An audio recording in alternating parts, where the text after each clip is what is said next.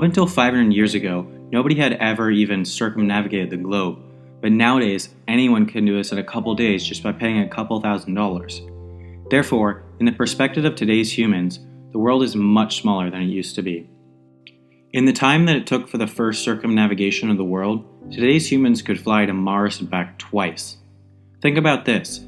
To today's human, the moon seems significantly closer than America seemed to Europeans in the 16th century when the first voyages departed.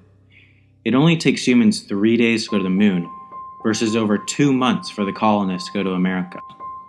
Up until 1693, nobody had ever been able to circumnavigate the globe as a tourist, as in paying for their own transit on public transport. Gemelli Carreri was the first person to do this feat, and it took him 5 years. David Springbett has the current record for this accomplishment, with his journey from Los Angeles to London to Bahrain to Singapore to Bangkok to Manila to Tokyo to Honolulu, then back to Los Angeles in 44 hours and 6 minutes. In 1800, you couldn't even get from New York to DC in those 44 hours. Between the years of 1857 and 1930, the time it took to cross the United States went from about 3 or 4 weeks to 1 day. Not only has the time of travel plummeted, but the accessibility has too.